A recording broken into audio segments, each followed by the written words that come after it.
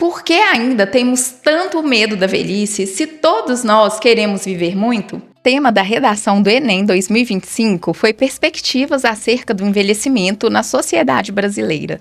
E eu confesso, quando vi esse tema, meu coração se alegrou, porque o Brasil finalmente está sendo convidado a refletir sobre o envelhecer, não como problema, mas como parte natural da vida. Se eu fosse fazer essa redação, eu começaria com uma pergunta. Por que ainda temos tanto medo da velhice se todos nós queremos viver muito? Eu sou Bárbara Cabral, terapeuta ocupacional, professora, pesquisadora e especialista em gerontologia. Aqui no canal, a gente fala sobre envelhecimento e cuidado de forma descomplicada e baseada em evidências. Envelhecer é um fenômeno universal e inerente ao ser humano. Desde o nascimento, todos nós estamos envelhecendo. A diferença está no tempo e nas condições em que isso acontece. O envelhecimento é um processo multifacetado, biológico, psicológico, social e cultural.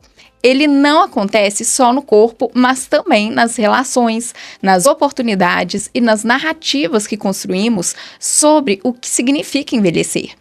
O aumento da expectativa de vida é uma das maiores conquistas da humanidade. Mas viver mais não significa automaticamente viver melhor. Ainda enfrentamos desigualdades profundas entre regiões, classes sociais, gêneros e raças, e isso impacta diretamente as formas de envelhecer no Brasil. Continuando, se eu fosse escrever essa redação, um dos meus principais argumentos seria sobre o idadismo, que é o preconceito contra a velhice.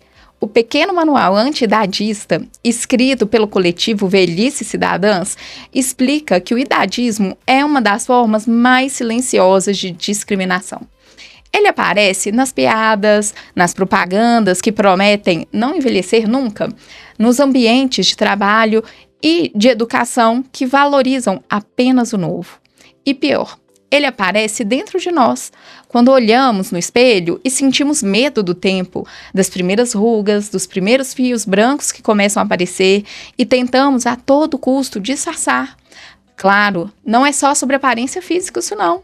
É sobre viver em uma sociedade que, ao negar o velho, acredita que está negando, em última instância, a morte. Mas negar o envelhecimento é, no fundo, negar a própria vida. Durante muito tempo, o envelhecimento foi colocado como um erro a ser corrigido, não como parte da experiência humana. Vivemos em uma cultura que exalta a juventude e esconde a velhice, como se o valor de uma pessoa diminuísse com o tempo. E se você é mulher, essa pressão para não envelhecer, para não parecer velha, é ainda mais forte e adoecedora. Porque o corpo feminino, além de ser julgado, é constantemente cobrado para parecer eternamente jovem. Porém, o envelhecimento não é o oposto da juventude, ele é o resultado dela. Cada linha no rosto, cada lembrança, cada escolha fazem parte da história que nos trouxe até aqui. Por isso, o idadismo não é só um preconceito contra os outros, é também uma forma de negar o próprio futuro. Outra parte essencial dessa redação, seria falar sobre direitos e cuidados. A Constituição de 1988, a chamada Constituição Cidadã, e o Estatuto da Pessoa Idosa garantem o direito à vida, à saúde, à liberdade, à convivência e ao respeito. Mas entre o que está na lei e o que se vive no cotidiano ainda existe um abismo. Como sociedade, precisamos assumir o envelhecimento como uma responsabilidade coletiva. Cuidar de quem envelhece não é um favor, é um dever, é um pacto social e, portanto, esse cuidado não pode ficar centrado apenas nas famílias, especialmente nas mulheres da família. A lei é clara, ele é igualmente um dever do Estado e da sociedade também. E cuidar não significa só oferecer remédios ou uma assistência física, criar espaços de pertencimento, diálogo e afeto. É garantir que as pessoas idosas continuem sendo vistas como sujeitos de direitos e não como um grupo à parte da sociedade. O envelhecimento é um processo compartilhado, afinal, ninguém envelhece sozinho. Família, comunidade e Estado precisam dividir essa responsabilidade. E como podemos fazer isso na prática? Se eu tivesse que propor uma intervenção na minha redação, eu falaria em educar para o envelhecimento. Desde cedo, precisamos ensinar crianças e jovens a enxergarem a velhice com respeito e naturalidade, começando com atitudes simples. Por exemplo, chega de representar pessoas idosas como se fossem sempre frágeis, curvadas, usando bengalas ou sendo lembradas apenas pela perda de memória.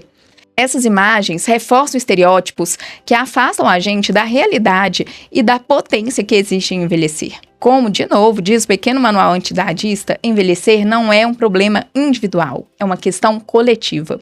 E isso precisa estar presente na forma como educamos, nas mídias, nas políticas e nas conversas dentro de casa. E, acima de tudo, precisamos promover trocas entre gerações.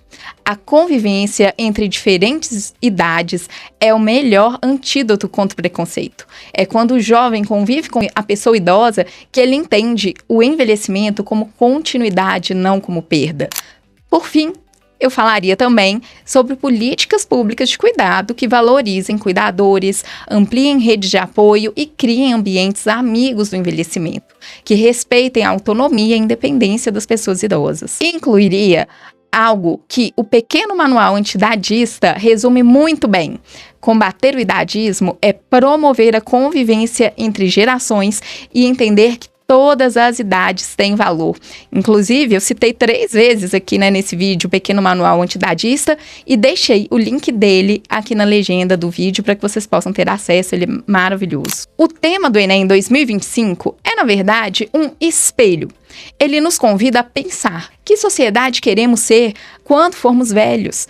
E mais do que isso, nos lembra que isso já está acontecendo. Já somos uma sociedade que tem mais pessoas idosas do que crianças de 1 a 5 anos. Olha só. O envelhecimento, ele não é um futuro distante, ele já começou. Envelhecer é inevitável, envelhecer com dignidade é um direito. Eu terminaria dizendo algo assim: envelhecer é a prova mais bonita de que a vida deu certo. E uma sociedade que respeita as pessoas idosas é uma sociedade que respeita a própria história.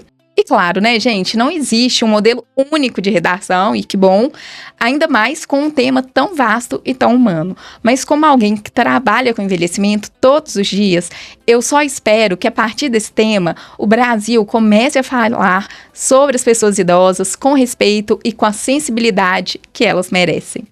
É isso, até o próximo vídeo.